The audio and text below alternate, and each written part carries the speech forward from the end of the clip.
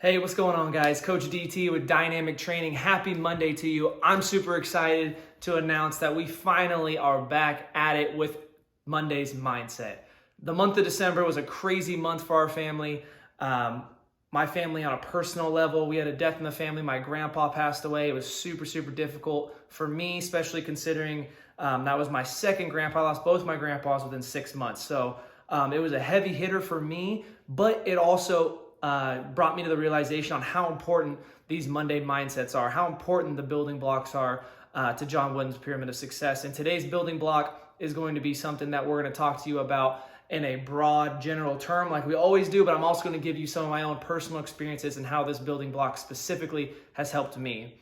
So first, I'm going to shoot you off to Coach BT. He's off somewhere tropical, so I'll see you soon. Aloha, Dynamic Training family and friends.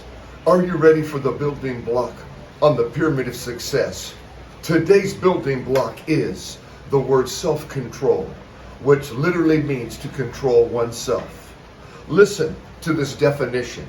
Self-control is being able to keep oneself in check. I like that. It's not letting our circumstances cause us to lose control. Self-control exhibits moderation, temperance, and discipline. In choosing under significant pressure to chase after the important instead of the urgent. I want to read that one more time. In choosing under significant pressure to chase after the important instead of the urgent.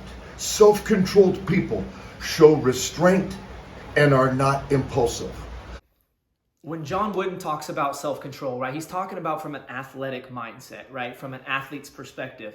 And so we're talking about these high pressure situations. How are you going to handle it, right? The best athletes, ice in their veins, they're cool, calm, and collect, right?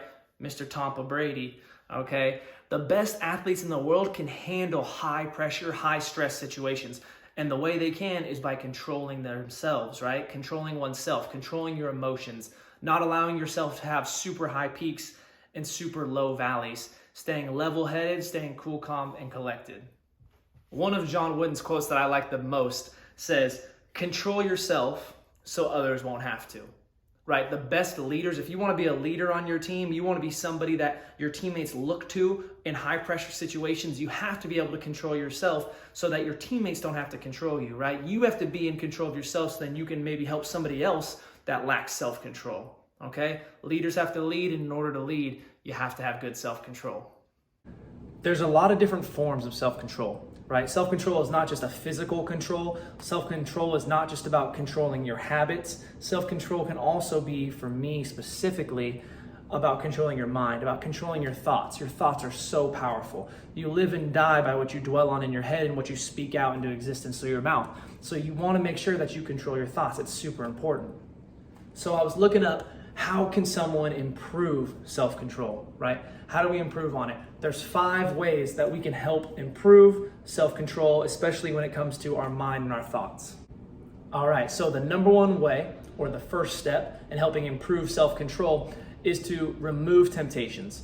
A lot of people talk about how you have to resist temptations, right?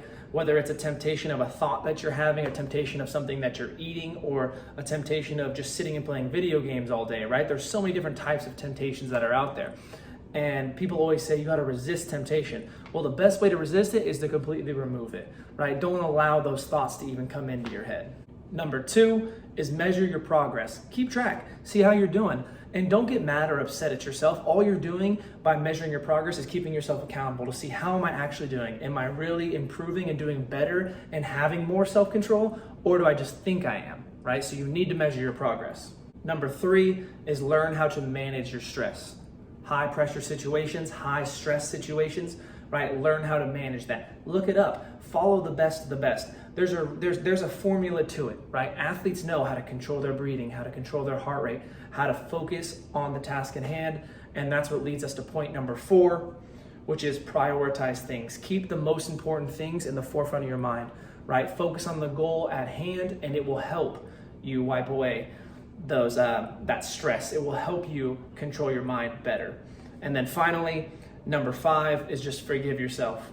Don't beat yourself up when you mess up. Your goal is to become better at self-control. You're not going to become perfect. You're not going to have the ultimate self-control right out of the gate.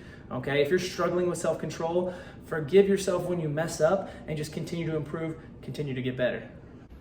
There you have it, guys. Another nugget for you, another building block from John Wooden's Pyramid of Success. Self-control. Control your mind, control your body, control your habits, and I promise you're going to be successful.